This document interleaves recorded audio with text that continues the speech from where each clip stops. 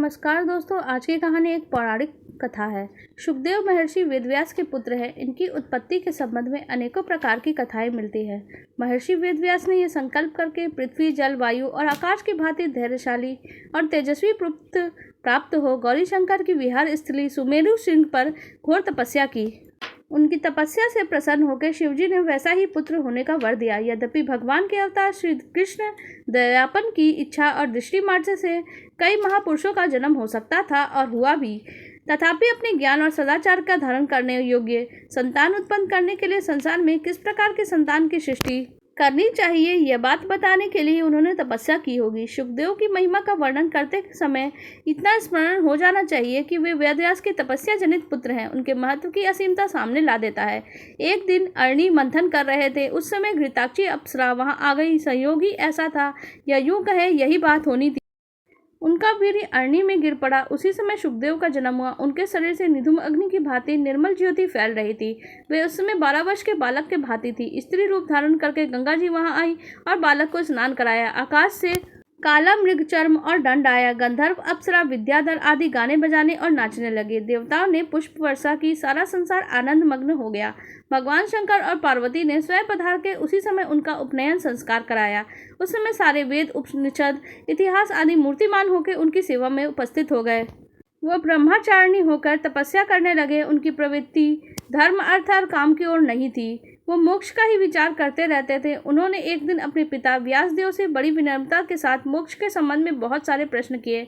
उत्तर में व्यासदेव ने बड़े ही वैराग्यपूर्ण उपदेश उन्हें दिए। यथा बेटा, धर्म का सेवन करो, यम नियम और देवी संपत्तियों का आश्रय रहो। यह शरीर पानी के बुलबुले के समान है, आज है तो कल नहीं। क्या पता किस समय इसका नाश हो जाए।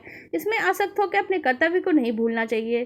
दिन बीते जा रहे हैं, क्षण आयु छीज रही है, एक एक पल की गिनती की जा रही है। तुम्हारे शत्रु सावधान है, तुम्हें नष्ट कर डालने का मौका ढूंढ रहे हैं। अभी अभी इस संसार की ओर से अपना मुंह मोड़ लो।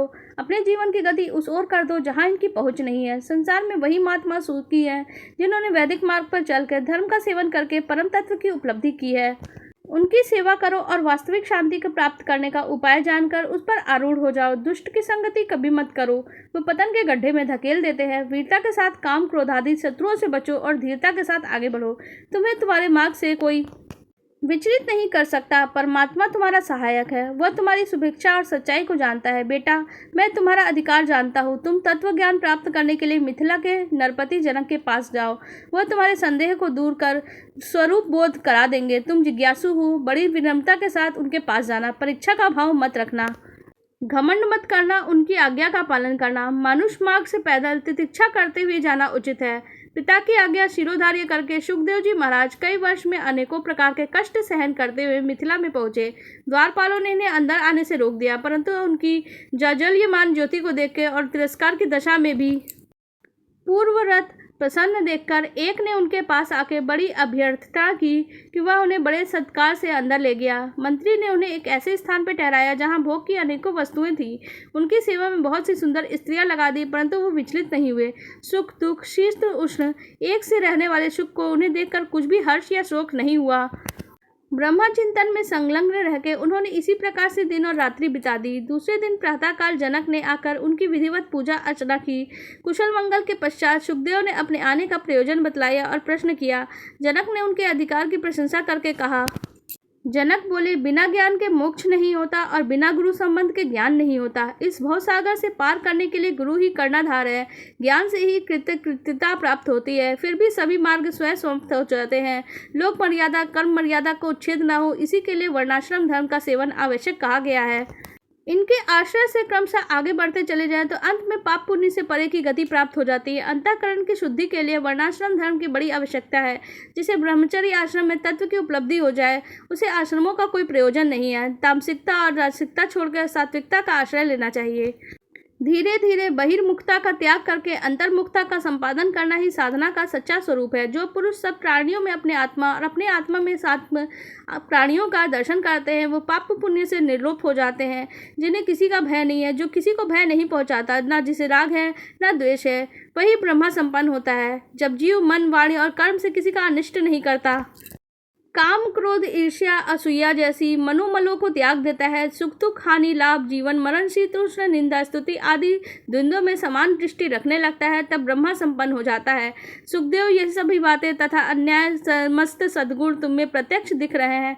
मैं जानता हूँ कि तुम्हें समस्त ज्ञातव्य बातों का ज्ञान है। तुम विषयों के परे पहुँच चुके हो, तुम्हें विज्ञान प्राप्त है, तुम्हारी बुद्धि स्थिर है, तुम ब्रह्मा में स्थिर हो, तुम स्वयं ब्रह्मा हो। और क्या कहूँ। जनक का उपदेश सुनकर सुखदेव को बड़ा आनंद हुआ। उन्होंने विदा हो गए हिमालय पे अपने पिता व्यास जी के आश्रम में लौट कर आए। इनकी उत्पत्ति एक ऐसी कथा भी है जो व्यास की वाटिका नाम की एक पत्नी थी। उन्होंने व्यासदेव की अनुमति से पुत्र प्राप्ति के लिए बड़ी तपस्या की। उससे प्रसन्न होकर शंकर ने वर दिया कि तुम्हें एक बड़ा तेजस्वी पुत्र प्राप्त होगा। समय पे गर्भ स्थिति हुई, परंतु 12 वर्ष हो गए, प्रसव नहीं हुआ। वह गर्भस्थ शिशु बातचीत भी करता था। इतना ही नहीं, उसे गर्भ में ही वेद, उपनिषद, दर्शन, इतिहास, पुराण आदि का सम्यक ज्ञान भी प्राप्त कर लिया। अब व्यासदेव ने बालक की बड़ी प्रार्थना की कि गर्भ से बाहर निकल आओ, परंतु उन्होंने यह कहकर गर्भ से आने से बाहर मना कर दिया कि मैंने अब तक अनेक योनियों में जन्म ग्रहण किया है, बहुत भटक चुका हूँ, बाहर निकल के यही भजन करने का विचार है। व्यासदेव ने कहा, तुम नरक स्वरूप इस गर्भ से बाहर आओ, तुम्हें माया के चक्कर में नहीं पड़ोगे, योग का आश्रय लो, भगवान का भजन करो। तुम्हारा मुख देखकर मैं पितृ ऋण से मुक्त हो जाऊंगा, अन्यथा तुम्हारी माँ मर जाएगी। माँ के मरने की बात सुनकर सुखदेव को दया आ गई। उनका कोमल हृदय पिघल उठा। उन्होंने कहा, यदि श्री कृष्ण आकर तुम्हारी बातों का समर्थन करें तो मैं निकल सकता हूँ। इसी बहाने उन्होंने जन्म के समय ही अपने पास श्री कृष्ण को बुला लिया। व्यास की प्रार्थना से श्री कृष्ण ने आकर कहा, गर्भ से बाहर निकल आओ। मैं इस बात का साक्षी हूँ कि माया तुम पर कारगर नहीं होगी। वह उस समय गर्भ से बाहर निकल आए। उस समय उनकी अवस्था 12 वर्ष की थी। जन्मते ही श्री कृष्ण माँ और पिता को नमस्कार करके उन्होंने जंगल की यात्रा की। उनके श्याम वर्ण के सुगठित, सुकुमार और सुंदर शरीर को देख के व्यासदेव मोहित हो गए। उन्होंने बड़ी चेष्टा की, बहुत समझाया कि तुम मेरे पास ही रहो, परंतु शुक्रदेव ने एक न मानी।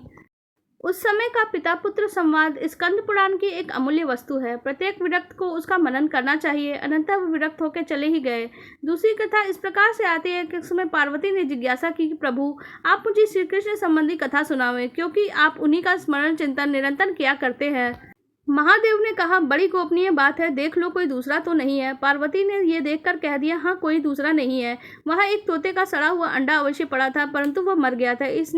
पार्वती ने उसकी चर्चा ही नहीं की। महादेव ने कहा, अच्छा हुंकारे भरती जाना। वे कहने लगे और पार्वती सुनती रही। 10वें स्कंद तक तो वो सुनती गई, स्वीकारोक्ति ओम का उच्चारण भी करती गई, परंतु अंत में उन्हें नींद आ गई। अब तक तोते का अंडा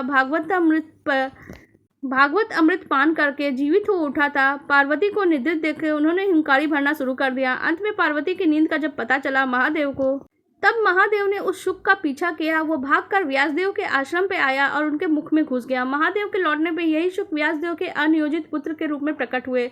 इस प्रकार अनेकों कथाएं आती हैं। ये सभी सत्य स्वयं व्यासदेव ने लिखी है और कल्प भेद से भी संभव नहीं है। उनका जीवन विरक्तिमय था। वे निर्गुण से पूर्णतः परिनिष्ठित थे। व्यास से अलग ही विचरते रहते थे। गाँव में केवल गौधूने के समय जाते और उतने ही समय तक रहते। अपने को सर्वदा गुप्त रखते। व्यास जी की इच्छा थी कि ये मेरे पास आते, मेरे जीवन की परम निधि भागवत संहिता का अध्ययन करते, परंतु वे मिलते ना थे। व्यासदेव ने भागवत का अच्युतम श्लोक अपने विद्यार्थियों को रटा दिया था। वे उसका गायन करते हुए जंगलों में समिधा लाने जाया करते थे। एक दिन उसने सुखदेव को भी सुना। कृष्ण की लीला ने उन्हें खींची लिया। वे निर्गुण निष्ठ होने पे भी भगवान के गुणों में रम गए। उन्होंने 18,000 श्लोकों का अध्ययन किया। वे मन ही मन उन्हें गुनगुनाते हुए विचरने लगे। इसी परमहंस संहिता का सप्ताह उन्होंने महाराजा परीक्षित को सुनाया था। इस भागवत वक्ता का परम भागवत सुखदेव के पास प्रायः बड़े बड़े ऋषि आया करते थे। नारदीय पुराण में सनत कुमार के और महाभारत में नारद के आने की चर्चा आई है। उनके आने पे सुखदेव बड़े प्रेम से उनकी पूजा करते, उनसे प्रश्न करके तत्व की बात सुनते। एक बार इंद्र ने इनकी तपस्या और त्याग देखकर रंभा इत्यादि अप्सराओं को विघ्न करने के लिए भेजा। उस समय सुखदेव इस प्रकार के समाधि मग्न हो गए कि उन्हें पता ही नहीं चला कि यहाँ अप्सरा, वसंत, काम आदि विघ्न करने आए हैं। बहुत समय के बाद समाधि खुलने पर रंभा ने बड़ी चेष्टा की, बहुत फुसलाया, परंतु वो विचलित न हुए। वह लजाकर चली गई। स्थूल शरीर के कारण होने वाले विक्षोभों का विचार करके उन्होंने ब्रह्मा होकर ही रहने का निश्चय किया। उस समय त्रिलोकी के सभी प्राणियों ने उनकी पूजा की। व्यासदेव का यह पुत्र विचार सुनकर शोकाकुल होकर उनके पीछे पीछे दौड़े। शुक्रदेव ने पहले ही आज्ञा कर रखी थी, इसलिए वृक्षों ने व्यासदेव को समझाने की बहुत चेष्टा की, पर वो आगे बढ़ते ही गए। एक सरोवर में कुछ अप्सराएं स्नान कर रही थी। वो सुखदेव के सामने ज्यों की त्यों खड़ी रही, किंतु व्यास को देखकर वस्त्र पहनने लगी। इस पर व्यास ने पूछा, सुखदेव को देखकर तुम स्नान करते रह गए, मुझे देखकर क्यों निकल आई? अप्सरा ने बताया, अभी तुम्हारी दृष्टि में स्त्री पुरुष का भेद है, परंतु तुम्हारे पुत्र सुखदेव को नहीं। है। यह सुन के व्यास पुत्र की महिमा से प्रसन्न और अपनी कमजोरी से लज्जित हो गए। उनके शोक को देखकर स्वयं महादेव जी ने पधार के उन्हें समझाया, मैं प्रसन्न होकर तुम्हें एक ऐसा महत्वशाली पुत्र दिया है, उसे परम गति प्राप्त है, उसकी कीर्ति अक्षय होगी। यह कह के महादेव ने उन्हें एक छाया सुख दिया। व्यासदेव ने उन्हीं छाया सुख को लेकर संतोष किया और वे अब भी निरंतर अपने पुत्र को देखा करते हैं। सुखदेव ब्रह्माभूत हो गए हो या छाया सुख के रूप में विद्यमान हो, कम से कम यह बात अधिकार के साथ कही जा सकती है कि वे अब भी और अधिकारी पुरुषों को दर्शन देकर उपदेश भी करते हैं। चरणदास के जीवन में यह घटना प्रत्यक्ष घटी है। कहीं कहीं इसकी पिवरी नामक स्त्री और कृष्ण गौरप्रभ आदि 2-3-4 संतान का भी वर्णन करता है। छाया सुख के बारे में हमें इतनी ही पौराणिक जानकारी थी। आप लोगों को हमारी ये कहानी कैसी लगी कमेंट सेक्शन में जरूर बताइएगा। साथ ही वीडियो को लाइक और हमारे चैनल को भी सब्सक्राइब कर लीजिएगा। धन्यवाद।